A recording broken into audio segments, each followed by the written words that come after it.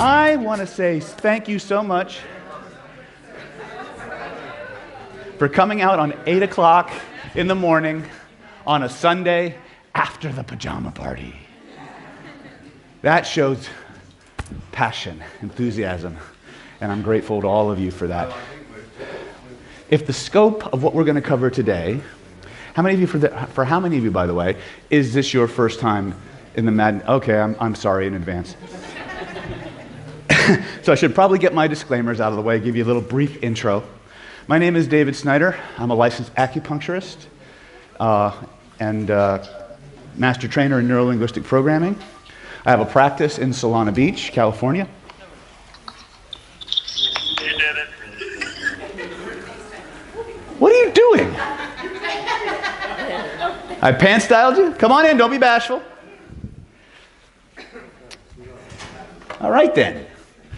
Thank you for screwing up my state, you bastard. Anyway. My name is David Snyder. I'm a licensed acupuncturist and I have a master's degree in Oriental medicine. I'm licensed in the state of California. I have a clinic. I've had a clinic in Solana Beach, California for over 10 years. Actually, yeah, over 13 years now, 14. And where we specialize specifically in treating physiological illness that has as its roots repressed emotion. Okay? I'm a certified trainer and licensed practitioner in neuro-linguistic programming under one of the founders, Dr. Richard Bandler. If anybody cares, this year, and last year before that, I was voted the #2 NLP trainer in the world by globalgurus.com. Thanks to you. You guys all did that. That's all on you. So thank you, and I blame you for that. For all the hate I'm getting from the other trainers. But anyway. First thing, if you're gonna put yourself out there, remember one thing. No matter how perfect you try to be, somebody somewhere is not going to like it. Somebody somewhere will be offended just because you breathe the same air. Ignore them. Live, as my teacher, Lillian Bridges, who taught me all the face reading stuff we're about to cover towards the second half of today's training, stand in the light of your truth. Haters gonna hate. If you know you're doing what's right, keep going. I tell my students in personality transformation there are 4 default states that we need to cultivate in ourselves. One is a sense of playfulness. We gotta be playful. The more playful you are, the more powerful you become. And that is not David making that up. That's what the science says. Science is, and research from such intense fields as hostage negotiation, where if the negotiator himself goes into that interaction in a playful up energy, he is 40% more intelligent, 40% more resourceful, and 40% more successful in talking down the bad guys. If it works there, it works here. If you're dealing with traumas of any kind, the more not flippant, but playful and lighthearted, you're going to be more successful. If you're doing this for social applications, whether it's when you're talking about dating and attraction, whether you're talking about negotiation, whether you're talking about, like I teach a lot of personal injury attorneys. They win the cases during jury selection, before the jury has even met the defendant, because they understand first playfulness and how to connect with people verbally and non-verbally. And today is really all about the non-verbal side of things. It's about learning how to read the body, learning how to understand how the body's communicating with us. We're going to do that from a bunch of different angles today. And hopefully as we come towards the close, you'll see how it all starts to fit together. I've written authored over 15 different products on conversational and hypnotic persuasion. I consider myself a specialist in human influence technologies. Codename shit. And when you get into this shit, it gets deep, fast. We're talking some serious shit in a playful way, all right? Most of the systems that I originally developed, I developed them for me because I had areas of my life that I wanted to fix, areas in my life that I was just getting trounced. Ever been bullied? Anybody ever been bullied? Lied to? Right? Wanted to be part of the cool kids and just couldn't make it in? Okay, you're looking at the poster child right here. I was bigger around than I was tall. I wore glasses, right? I don't think I could spell football. But I was blessed with a very, very oversensitive nervous system, which means you guys know what empathy is like on overdrive, right? You walk in, somebody has a cold, you got it. Even though you're across the room, you didn't breathe on you, you just feel their symptoms. That's me. Okay? How many people ever had that, by the way, that empathy just won't shut off? There's a real quick and easy way to gain control over it. You have to disidentify from it. The fastest way to disidentify from it is to ask your neurology a question. Is this mine? The moment you ask that question, you dissociate or you disidentify from the process. And that was cell phone's off, it's okay. We'll yell at you later. That's the one thing that the Soviet sports psychologists discovered when they were developing their autogenic trainings for their athletes.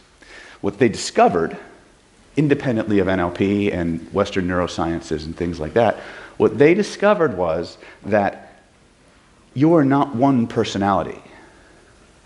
You're many different personas, or they called them co-personalities. Some of them correspond to the Jungian archetypes that you guys may be familiar with. Others, however, do not. You can have a mother archetype and a warrior archetype and a father archetype and a lover archetype. We all understand those. But we can also have a lying archetype, an angry archetype, a gluttonous archetype, a lazy archetype. And what these researchers discovered was each of these co-personalities has a range of dominance in your behavior based on the amount of energy given to it by the subconscious mind. And they developed very cool techniques to teach their athletes, elite soldiers, and artists how to go in to that part of their neurology that modulates and regulates the amount of energy going to each of those parts and reallocate it. Pull the plug on one, plug it into another. Okay? Anybody here old enough to remember when the Soviets swept the Olympics, 70 gold medals? That's what they were doing on the autogenic side. You were there? All right. All right. Now you guys know that the Soviet Union, you guys remember this thing called the Cold War? Yeah. Little thing, little hiccup. A lot of people thought it was about guns, weapons. Other people thought it was about economics. Some people thought it was about weapons, some people thought it was about ideology, some people thought it was about economics. What it was really about, according to Scott Sonnen, who was the first American to ever attain the Russian Master of Sport, it was about who had the superior citizen. Who had the citizen that was the most intelligent, was actualizing their most potential, was able to run further, think faster, that was what it was about. They had a whole division in their that was funded by their military called the Department of Maximology, whose sole purpose was to research and develop ways to optimize human performance. So when I teach you about these co-personalities and these other things, this isn't just made up woo, you can research this stuff. Right? If you can find the book, it's still floating around there, it's called Red Gold. For those of you who are hypnotists, grab it. If you're doing any kind of sports enhancement work, Red Gold by Grigory Rapport. Red Gold. Okay? I'm going to throw a lot of books at you, by the way, so you better be ready. Okay? Grigory Rapport, R-A-I-P-O-R-T. Okay?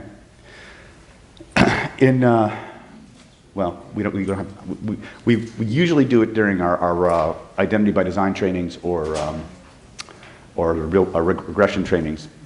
We usually throw that in as an extra technique. But I just wanted to put that out there because as we get into the Chinese medical side of things, the Chinese, for 5,000 years, also believed that we weren't one personality. We weren't one consciousness. We were actually a conglomeration, a cooperation, so to speak, of different intelligences that all communicate together. And when we have disharmonies between those energies or those intelligences, that's where we start to have problems with our health or with our mind or whatever. Contrast, and again, going back to another thing, how many people have ever heard of M-braining or M-brain technology? It's not well known. It's a derivative of NLP. And what the founders of MBrain did was they looked at all the most cutting-edge neuroscience. And they looked at what all the old mystery schools and cultures said about multiple brains and body locations and things like that. They came up with some, maybe I should get rid of this shit. What do you think? Okay. All right. So what they found out was, you guys know, you've heard me talk about the reptile brain, right? Well, interestingly, we have three brains besides the one in our head. You have the head brain that we understand. You have the heart brain. You guys, anybody who studied heart math and those technologies understand that. You have the heart itself has its own internal nervous system. It sends more information to the brain than the brain sends to the heart. Then we all know about the gut brain. Now here's what's interesting. Within the head brain, you have the paleocortex, which is your reptile brain. It controls primal drive, survival stuff. Around that is this, what we call the limbic system or the mammalian brain. It's your emotional brain. It's the part of you that gives you feelings and emotions and makes you feel lovey-dovey and all that good stuff. So think about that as being like a heart-oriented or value-based area. Then around that you have what we call the neocortex, the new layer. That's the part of you that thinks abstractly, that thinks and creates. Right? You follow me? By the way, this is all taking us to what I call the holographic nervous system.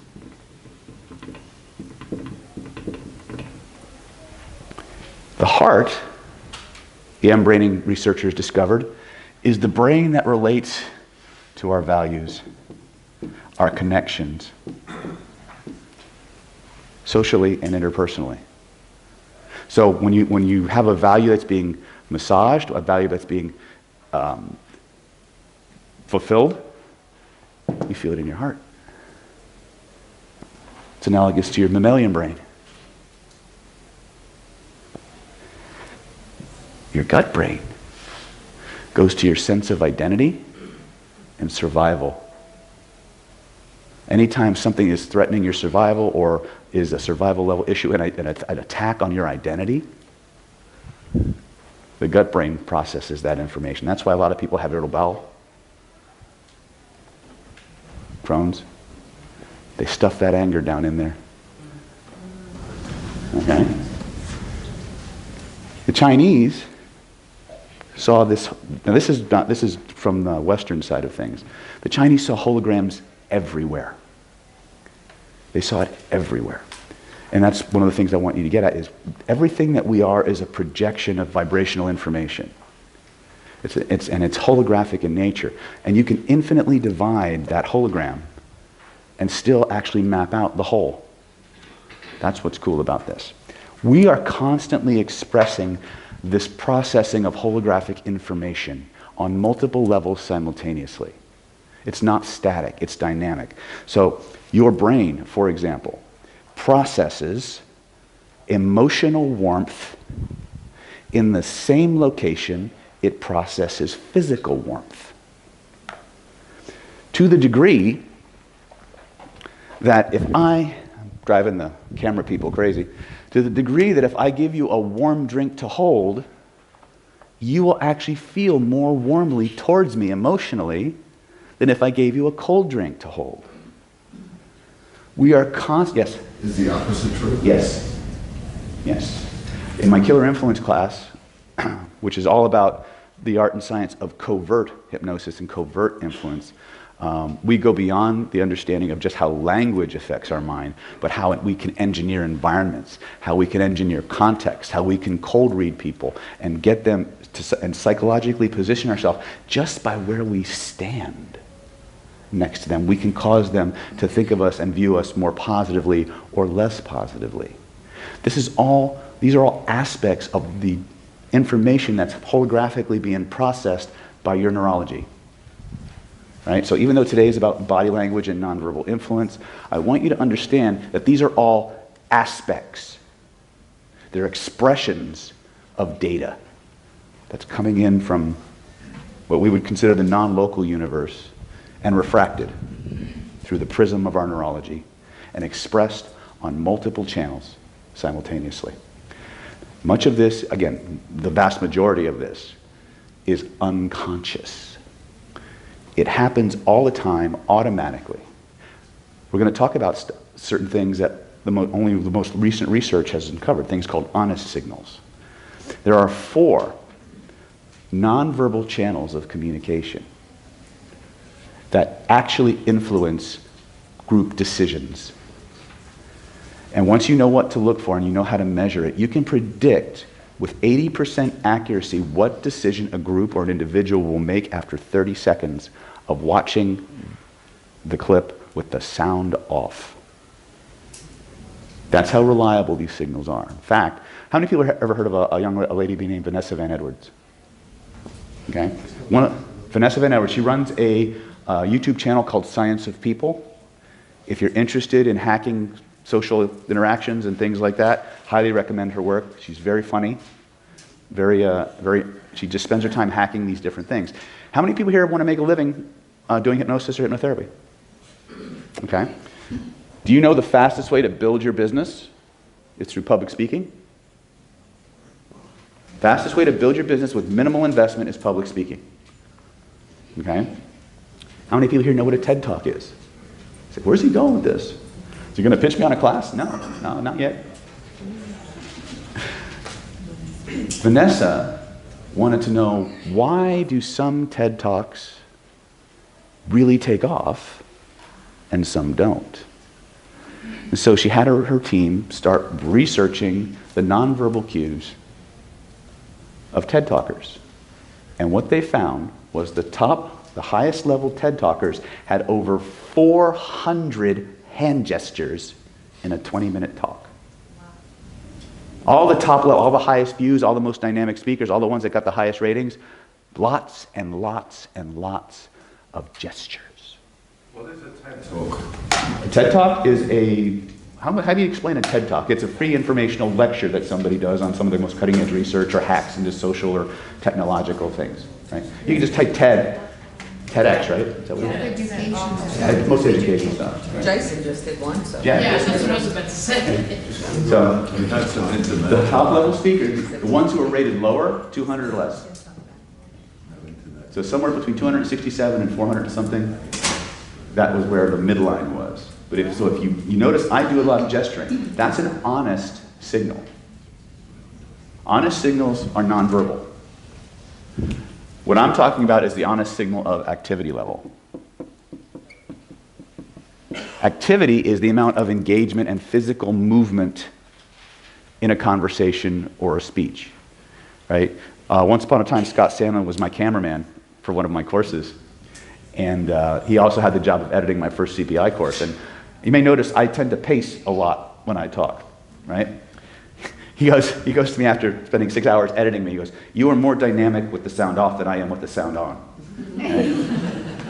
I had 2 cameras and they couldn't track me because I process as I move. I'm very kinesthetic that way. If you want to be more dynamic, you want to be more engaging, use a lot of gestures, but don't break your body line. If it goes too far out from the body line, you start to look spastic. Now, how is this useful outside of a TED Talk? How many people have heard of speed dating? Okay. Here's how speed dating works from an honest signals perspective. When a man and a woman are talking, if the activity level of the female is high, they exchange information. 100% of the time. The more engaged she is, the more gesturing within that movement, forward, backward, oh my God, that's amazing, that kind of stuff, the more they're going to exchange information. Had nothing, man, didn't matter. Okay? So when we talk about this concept of activity level, that's what I mean. How engaged are they in what you're saying, what you're doing? Right? You can play with this out there in the casino. You can watch who's into who by the animation of their gestures. Right? That's honest. That's one honest signal. Another one that you're going to see a lot of, we're going to talk about it a lot. The honest signal researchers used a different word than I use. Mimicry. Mimicry is a fundamental human phenomenon.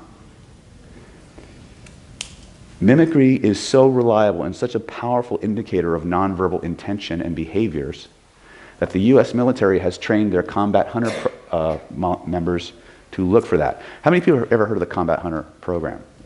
Most of you haven't. It's kept pretty hush-hush. The combat hunter program. There's a book out there, if you want to read about it, it's called Left of Bang. Left of Bang. Left of Bang, B-A-N-G.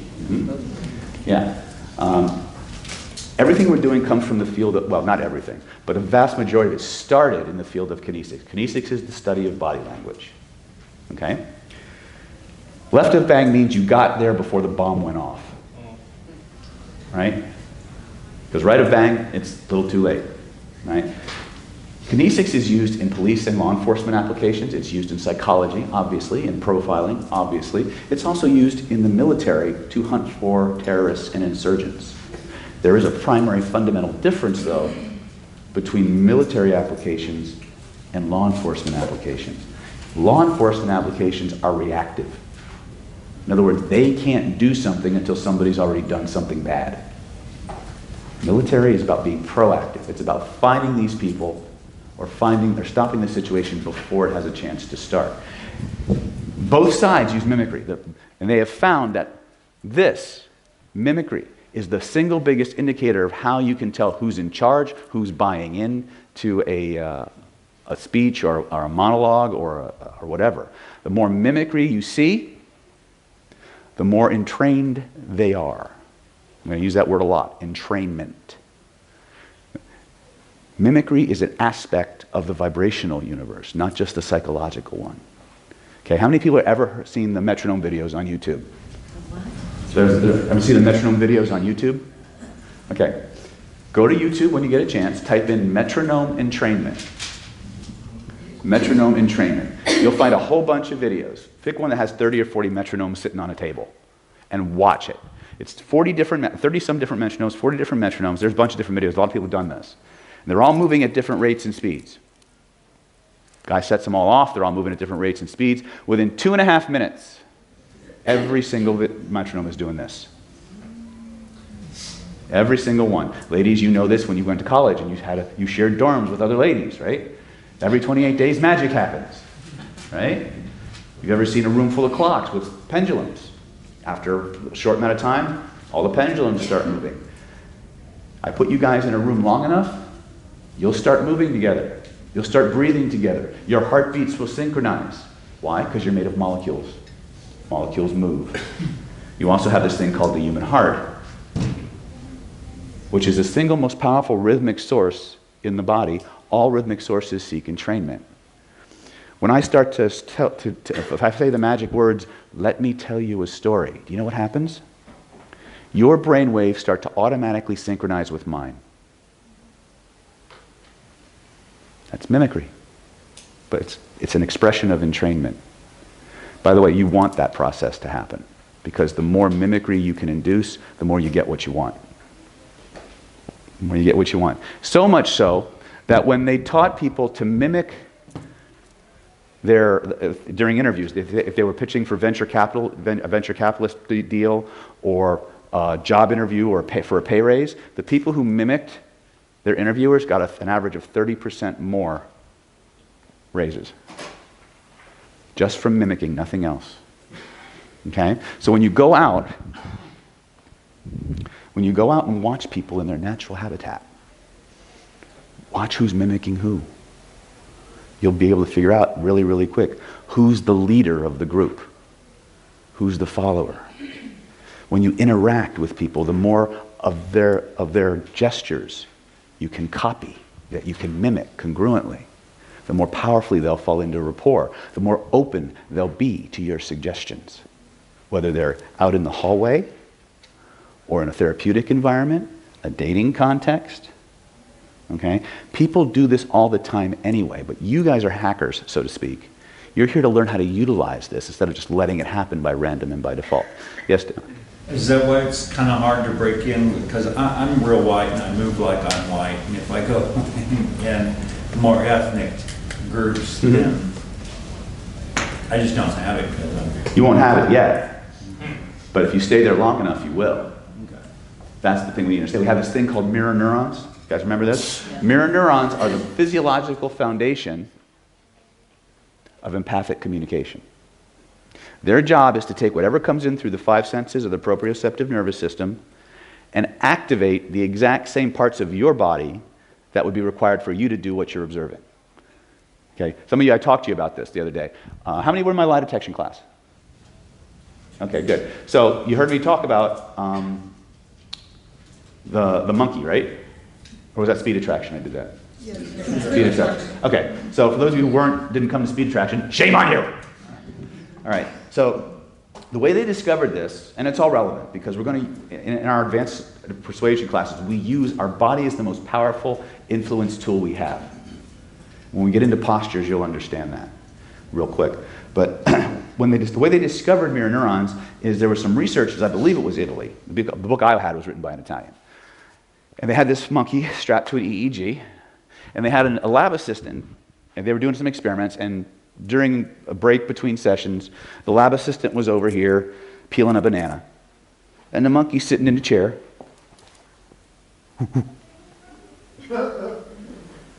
And he's watching the lab assistant peel the banana.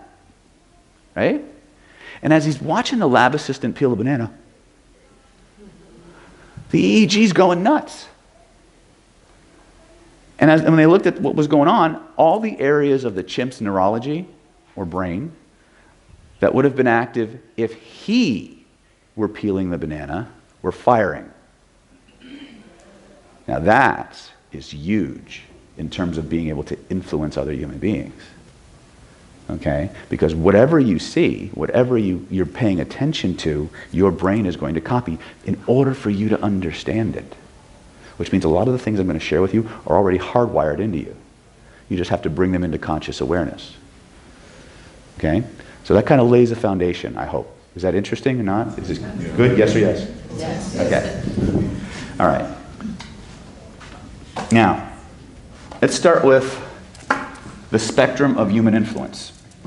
The problem we have when we're studying and trying to calibrate body language is that it's a massive, massive field of information. And depending on what your training is or lack thereof, it's very easy to get lost in the sauce. Right? If this is the scope of everything we could cover, we have time for this. So here's my commitment to you. I will take you as far as I can in the time we have. And I will show you where to go for more if that's what you want to do. Is that okay? Excellent. We're going to go fast. We're going to go hard because my job is to just cram as much stuff into you as humanly possible. However, last class I forgot to do this, so I'm going to do it right now. You'll notice on your chairs were 2 postcards. Okay? If you take a moment to look at those postcards, that is my gift to you.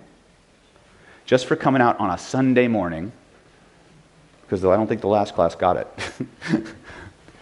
Everybody who comes to my NLP Power website gets 60% off any single purchase. That's my way of saying thank you for coming out. There's 2 cards. One is for you to take with you. The other is for a second gift that I have, but only one of you can have it. Tease. So you guys know that... how many of these do I have? Hold on a second. There's only one left? Yes. Okay, so I probably only can do one then. So you may have noticed that each day during the break, the staff here at HTL have been offering off one of these. Have you seen this? Okay, what this is my Mondo Supremo I Want It All bonus package. What that is, I do things in packages because usually people have a set of goals that they want to achieve, and they don't really know how to navigate, or one product doesn't get it all. They want a whole bunch of stuff. Anyway, I like training packages a lot. What this is good for, this is worth $7,473. Okay? It includes any 2 live trainings on my 2018-2019 calendar, any 2 full-length video training courses priced at $1,497 each, and any 5 smaller digital videos priced $97 or less.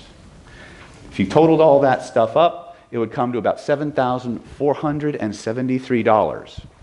Somebody tonight is going to leave with this because we're going to do a drawing for it.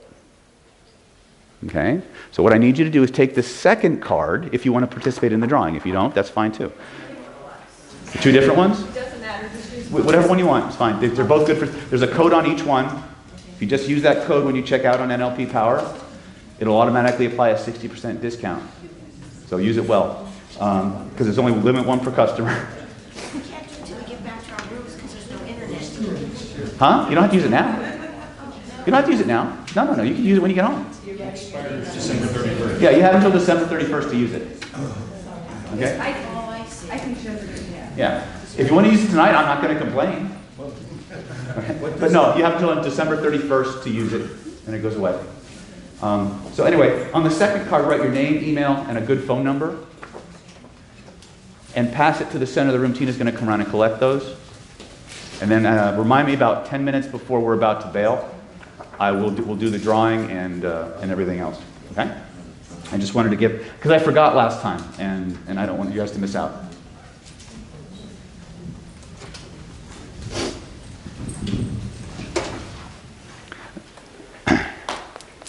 We having fun so far? This means yes. This means no. It will be a test. This means I know the answer. This means I don't. This means, oh shit, I hope he doesn't follow me.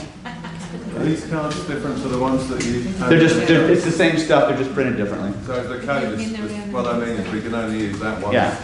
I didn't write it. Yes, sir. Edwards. Edwards.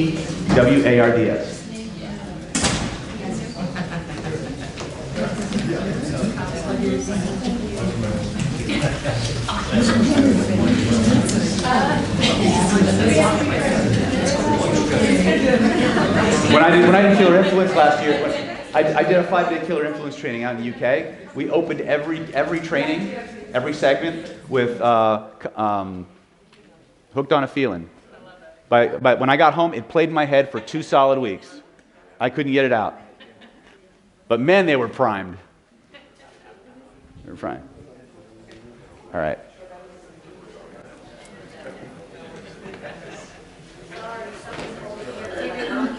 Yes, my dear.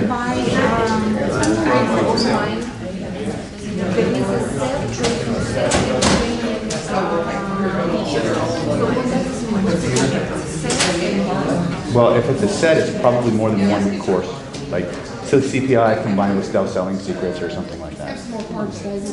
Okay. The manual is included, like by Some of them are. Yeah. Yes. Quick question. When you started, you were saying there are 4 default stages of playfulness. Playfulness? Yes, I am. manual is included in Killer Influence and Yes. personality because you already see the insight. Yeah. Yeah. We have a downloadable manual that we'll send you if you buy the course. If you buy the course, you have to ask us for it. Right? So if you ask for us, we will send you the manual. If you print it out, good luck. It's like 200 and something pages. All right, we good? We good or we good? Okay, so let's start with, again, what I'm going to teach you now is my personal approach to figuring out human beings. And I like to do things from as far away as humanly possible first. Because if I can see it, I can prepare for it. Right? So the stuff we're going to start with is stuff you can do from across the room. Right? But it's stuff that's very, very powerful. And if you get the big picture, you'll be able to extrapolate from what you're seeing the meanings of other behaviors. Because, again, there's thousands of individual body language cues that we could talk about. And they're subjective. There's very few things that are objective. So when we talk about body language, if you want, like when we're talking about deception detection specifically, you have to keep 2 primary principles in mind. One is called baseline. You've got to know what the normal is for that person or group of people you're observing.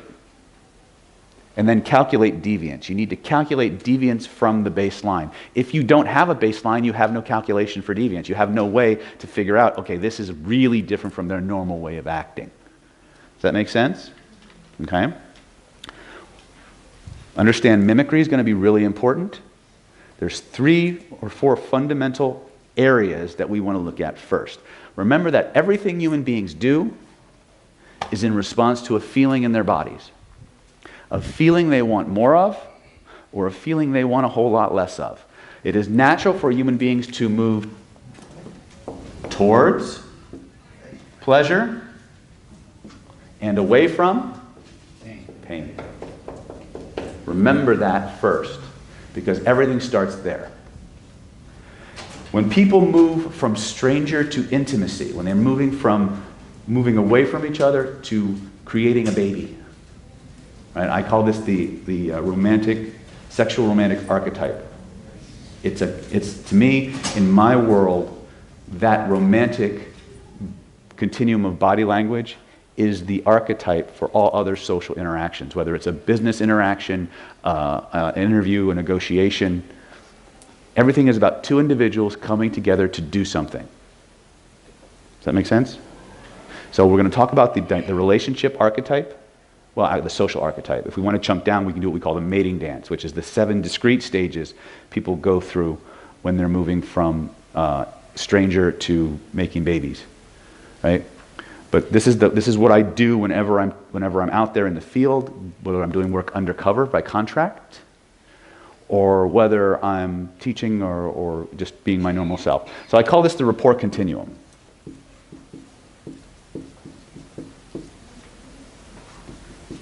I need 2 volunteers. Can I have...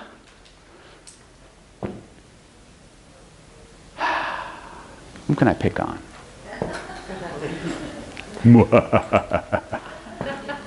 You. And you. Come here. All right. So, I need you to face this wall here, all the way over here. I need you to face this wall, all the way over here. Now, this is called anti-rapport. These are 2 people who have no connection moving away from each other. These are the outliers. The outliers of the rapport continuum. Now, as people move from antipathy to intimacy, certain key factors are going to continue to change in a predictable way. The first thing that will happen is, this is dorsal orientation, this is ventral orientation. Dorsal orientation, ventral orientation, the center line of the body. If you were talking about Chinese medicine, the dorsal orientation would be the governing vessel. The ventral orientation would be the conception vessel, aptly named, by the way. Because what happens is, as people start to synchronize, the first thing that happens is ventral orientation shifts. Now they're neutral. Before they were anti, now they're neutral. Then proximity will shift.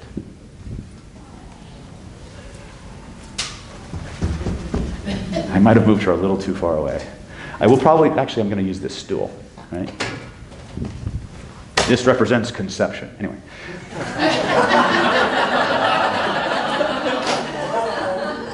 Ventral orientation will shift. See, she did it automatically. You see what happened? Intuitively, pre-conscious. As they continue to interact, ventral orientation will continue to shift, proximity will continue to decrease until finally conception vessel to conception vessel, you can guess the rest. Right? Now, that may seem somewhat artificial until you see it this way. Sit on this stool, please. You ever see this? Where do you see that?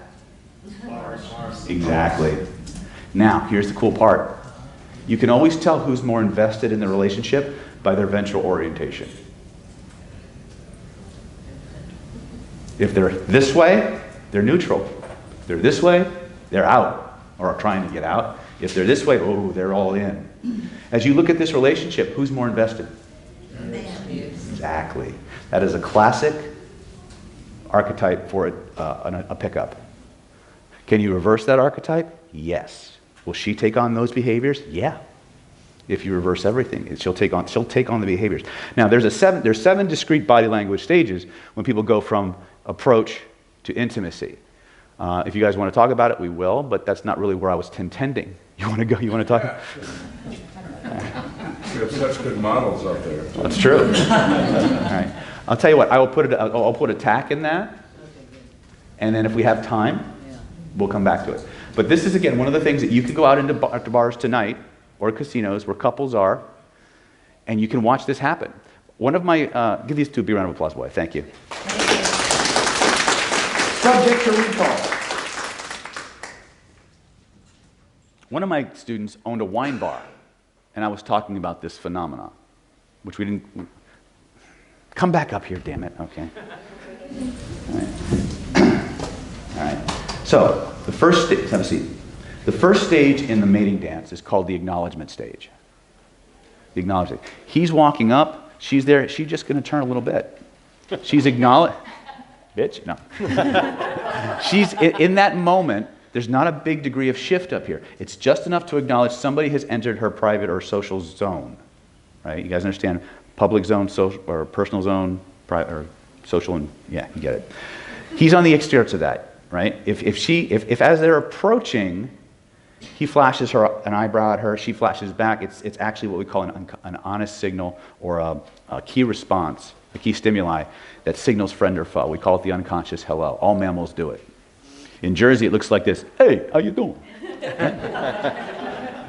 I walk down the hall. You ladies give me eyebrow flashes. You're always flashing me. I blame YouTube. All right. As these two approach, she is going to acknowledge his presence. It's at this moment there's going to be that eyebrow flash. It's just going to be a real quick flash. That if they return, it's on now. I just felt it heat up in here. Right. Now he has an invitation to. Well, it's okay. Now they're going to begin the interaction. All right. I don't remember. What's the second stage, Seth? Been to 12 trainings, you don't remember. You taught it 30 times. I know. After the acknowledgement stage, it's the pivot stage. Now she's going to, now they're interacting, right? This is where your 3 magic questions protocol would start to come in, right? You see, when I teach attraction stuff, I have to either focus on the linguistic side, which is the conversational stuff, or I have to focus on the body language. These are happening simultaneously. So while you're going through 3 magic questions protocol, the orientations are going to start to change, right? So this is the pivot stage. She's actually a lot more invested now than she was a minute ago, right? So just de-invest just a little bit here, all right? Calm your jets, girl, take a shower. Right? But there is a little bit more of a pivot stage, right? When this happens, now as they interact, they're going to go to the next stage, which is called the reaching stage. I'm going to need a table for this. Just a short table or something. You know, we'll just pretend. If there's a table here, okay? What happens now is as the conversation progresses, if she has a drink or a napkin or a purse or something like that, what will happen is she will subtly, as she's talking, she will move it. She will slowly move her objects closer to him. Yeah. You'll see it. She'll take a drink, and when she drinks a drink, she'll put it closer. That's the reaching stage. Okay? This is what's funny is because going back to my student, when I first started teaching this, she had a wine bar. She goes, oh my God. You are so right. I watch people come in at the beginning of the night, they're sitting on opposite sides of the booth. When they leave, their wine glasses are right next to each other. So what will happen, proximity and orientation will continue to change. So the reaching stage is where she's reaching for something nonchalantly. When she puts it down or she moves it or she shifts herself, she's going to move something slightly closer. Now, here's the thing. Through 80% of this process, the woman's leading the dance. Believe it or not. The woman's leading the dance. Guy only has to pay attention at 2 key moments.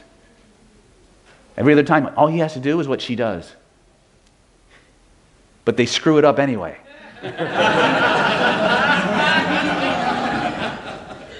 They screw it up anyway. Because they're first of all, they're unobservant, because they don't realize this is a thing, and they're too anxious, they're too in a hurry. Gentlemen, if you want to turn your ladies on faster, go slower. It's counterintuitive. I wrote a book on sexual technique back in 2005. It was called Secret Orgasm Tips. It was about how to be any woman's ideal lover the first time you're together by actually figuring out what her ideal romantic fantasy is, or her romantic lover, her romantic hero template. Right? I got calls in the middle of the night saying, "Thank God you saved my marriage." Right? Every person, every human being in here, and women are people, in case you were taught differently, right, have a checklist for what constitutes the right way to do everything. Right? And remember I said people are moving through the world pinging, trying to find themselves over and over again? That's all we're doing. A woman, guys do this too, but we're just simpler. We're just not as observant. We're not as complex. You know, you can walk up to a woman can walk up to a guy and go, and the guy will go, "Wonder what she meant by that." We're not the most observant in the world. Right? Women have a very, very highly developed social radar. Right? If we talk about that, we won't get to the other stuff. So I'm teasing you a little bit because I have to. I don't want to. I want to give you the whole thing, but they only gave me 2 hours this time, and last time they gave me like 4. Right? So we're at the reaching stage now. This is where stuff really kind of starts to fly. When you move from here now, you're getting into what we call the touching stage. Now, proximity has closed a little bit. This is where a woman starts to test. At some point during the interaction, she will find an excuse to touch him. It may be on the leg, it may be on the shoulder. She may do it as she gets up to go to the show. She might say something to the effect of, "I'll be right back, I have to use the ladies' room." Right? He may crack a joke, "Oh, that's so funny," or you're just teasing. Right? Listen to him, guys! Listen to him! It's not an accident. It's not an accident. Repeat after me. It's not an accident. It may be unconscious, though. It's a test to see if you're safe, to see what you'll do next. This is where we screw it up. So if you run away... No, it's not that. Because what happens is, she wants to see what you're going to do when she touches you. This is the first sign of actual attraction. You can still blow it big time, right? But when she actually makes physical contact in some way, she may just brush by you as she gets something out of her purse. It's not an accident. Here's the thing you guys need to understand. When a woman does not like you, you can be standing next to her and feel like you're in an empty fucking room. Women do not pay attention to people they do not like or have an interest in. They remove you, either figuratively or literally, from the environment. If a woman's busting your balls, no pun intended, it's not because she doesn't like you. It's because she's testing you. She's seeing if you'll man up or run away. And what that means is, anybody ever watch a show called Moonlighting? What was the foreplay in Moonlighting? You guys remember? The bickering. It's on. When a woman's giving you shit, she wants to play. She wants to see if you'll man up or run away. Look at them, guys! Don't believe me! Right? Because we're simple. Not stupid. Simple. We are linear thinkers. We are cause and effect thinkers. We're 5 years old on the playground. Little Johnny's over here talking to his friends. Little Susie's over here talking to her friends. Susie likes Johnny a lot. A lot. But when you're 7 years old on the playground, boys are supposed to be icky. True, not true? Right? Boys are icky. But Susie wants Johnny's attention. So the nonlinear part kicks in. Bing!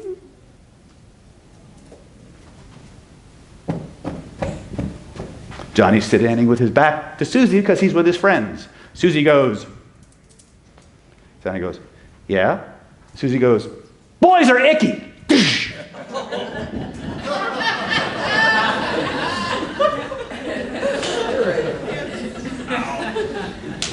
Johnny's like, oh, she must really not like me. He missed it. He missed the fact that Susie walked 100 yards across a crowded parking lot, playground, past 37 boys playing kickball, basketball, and other assorted games, to kick Johnny in the shin and tell Johnny, boys are icky. And now you have the genesis of an average frustrated chump. Because now every time he looks at a woman he's interested in, he's going to remember the shin. Every guy in this room has had an analog to what I've just described, where a woman, a girl, she may or may not have liked, gave him a shot across the bow, or the shin, as the case may be. That's what I call it, the shot across the bow. When you go interact with somebody and they give you a flippy answer, play or run away. Which is it going to be? Flip it around. It's on. May not go anywhere, but it means she's interested. The only variable is degree. That's right? in a touching stage? No. That's before anywhere you go out there. It's doubly true here. She starts playing, right? She's looking for banter, that kind of thing. Right? Unless she blows smoke in your face. That's usually a negative sign. So that was my little sidebar. Right? No, we're not done yet. We're only at stage 3 and 4. There's 7. 4. Go ahead. Stage 4 is the touching stage. Right? At some point they're going to touch. What should he do? Exactly. Not go for the boob. Not go for the boob. Huh? Exact same thing. He touches her exactly the same place, exactly the same way, in a timely manner. So she goes, oh, you're so funny. He goes, ah, you're funny too. This is not a petting zoo, stop it. Right? I charge for that, right? Right? Banter, wittiness, sexual chemistry. You've got to have a sexual chemistry. You've got to have a vibe to it. There's got to be a playful energy to this.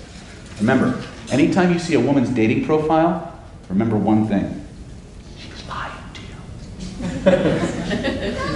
She's lying to you. You read her profile, it says, I want a man who's thrifty, loyal, brave, obedient, courteous, kind, cheerful, thrifty.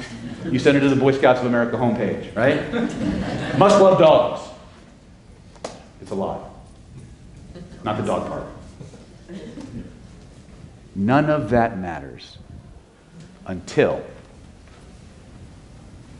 she's having fun with you. Cyndi Lauper said it best. Girls just want to have fun. That's right. It doesn't matter how hot your profile is. It doesn't matter how much money you make, except to some if your value systems are that way. By and large, none of the things about what she wants in a guy really matter until she knows she's having fun with you. Then they matter. That's why playful is so important. You gotta have fun. You gotta be playful. They gotta have a good time. They have to have a good feeling when they're with you. Okay? So, touching, great. From there, we're going to go into what we call... Make space. Yeah. So the next case, now, this is where the man actually has to man up. This is step 5. This is called the snuggle space. I did not make up this term. Right? I take credit for the synthesis, not the source. But you've all seen parodies of kids at the movie theater, 1950s drive-in, or they're sitting in the back row of the movie theater, and Johnny wants to put his arm around Susie. It's years later now, right? Johnny wants to put his arms around Susie, and he goes,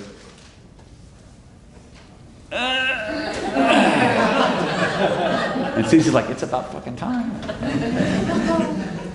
In every bar situation, in every situation where you can approach and interact with somebody, at a key stage of the relationship, the man has to create a space. And one of two, she moved right into it. So they're right? There's a reason for that, by the way, which I'll tell you in a minute. It's kind of ninja. I play matchmaker right now. I read faces. You guys would be good. They have similar brow bones, and their nose is actually somewhat. Anyway, can't turn the shit off. At some point, they teach this in the seduction world too. They use different terminologies. They say, you want to close her off from the rest of the bar. That's what's happening here. At some point, he has to give her the opportunity to say, okay, are you with me or not? Right? And so all he does is, if there's a back of his chair, he may just put it there, and if she'll move closer, she moves into that space, they can proceed to stage 5 and 6, or 6 and 7. Right? If they don't, back up, start again. Right? The snuggle space, you see this in the wild too, where you ever seen those National Geographic documentaries where they're showing this bird who builds this big elaborate nest, right? So he's in there, he's going, okay, I gotta build the best chick pad ever. Okay, I got a jacuzzi here, king size water bed, big ass kitchen, because I know she loves to cook, but I'm probably gonna bring home the food anyway, so it doesn't matter, right? And then again, when it's done, he goes, come on in, ladies, check it out, right? Lady bird comes in and goes, not too bad. I need new carpet. Kitchen's a little small. You're cooking, right? No. If she likes it, she moves in. 1 + 1 = 3. Next spring, babies roll out. Same process here. He creates that space. That is the one thing that, aside from mirroring the gesture, mirroring her movements, and paying attention to the cues, that is one of the single most important things you as the man must do. What most guys do is the moment the woman touches, they go for the boob. They go for the kiss, they go for the next level of intimacy. You go too fast. Slow down. You'll get there faster. Because what she's looking for is her. When she touches in a certain way, she wants you to touch her that way. The whole premise behind secret orgasm tips was to do to a woman what she does to you. Exactly the way she does it. Because she's projecting outward everything that is right in her world. The best way to touch somebody, the exact things to say, the perfect kiss, and the perfect everything else. If all you do is mirror... Look at the ladies, guys. They're like, really? It's like what? It's projection. Remember, holographic projection. What we do in the inside, we project outside. Every human being on the planet is moving through the world looking for themselves. And to the degree that you match it, connection, everything flows. To the degree that you mismatch it, you go back down the attraction or arousal scale. Does that make sense? So we're at stage 5. Next, it gets really, this is now, we're into the attraction process. You can still screw this up. It's a lot harder though. And we couldn't call it minor synchronization. Now what you'll see is even more intense mimicry. He moves a drink, she'll move her drink. She takes a drink, he'll take a drink. Right? And they'll start to get really close. Till we finally, at one point, we have, sorry guys, full body ventral orientation. Stage 6 and 7 is, yeah, you can give these guys a big hug, that's okay. Give them a big round of applause. Thank you guys. So you move from antipathy to intimacy. That's the mating dance. You can go to any civilized country where people congregate and see this. You could probably go to some uncivilized countries, but you might not come back. Right? When people go through the process of stranger to intimacy, proximities and ventral orientation, mimicry increases and amplifies. You understand that? Yes? So, I agree in my own observation that people are attracted to this as you say. How does the opposites attract, or say a dominant... Opposites attract that seldom stick. Okay. There has to be a balance. You have to be similar enough to be comfortable, but different enough to be exciting. Right? That's why it's interesting. One of the biggest... this is weird, but it's true. One of the biggest factors in people who are compatible is their credit rating. If they have similar credit ratings, they're usually pretty compatible. It's weird. Weird stuff. But I'm full of these useless truths. Yes? So, David, is it the same for friendship? Maybe minus 6, 7, if you meet someone that you really like and there's... I believe it is, to a certain degree. I believe it is. I believe this will happen in business negotiations, too. Right? Now, the other big piece of body language that you want to pay attention to, which it was there, we didn't point it out too much. You have ventral orientation, proximity, body leans. So if you're looking at me from the side, when we go to a movie and we're really enjoying the movie, what do? We lean in towards pleasure, right? This is neutral. We don't like it. What do? We back up. We find some way to move our upper bodies. So those three big pieces: distance. This is anti. This is mega, right? And then ventral orientation. I don't know how to draw that. And then body leans, right? These are the big pieces. You can monitor conversations from across the room by proximity, ventral orientation, forward and backward leaning, and then finally mimicry. You can tell who's following. Yes, sir. Seventh stage is major synchronization. Major synchronization. Yep. This is when they're kissing, hugging, doing all kinds of interesting things. It's time to venue change. That was 6. Six is minor synchronization, where they may be touching, hugging, kissing, but there's not complete. It's in the movement now. Major synchronization is their arm in arm, and they're ready to find another place. Yeah. At some point, does leading from pacing to leading concept change? At the Snuggle space stage, right? Yes. What effect does alcohol have on this meeting? It lubricates it. What does alcohol do?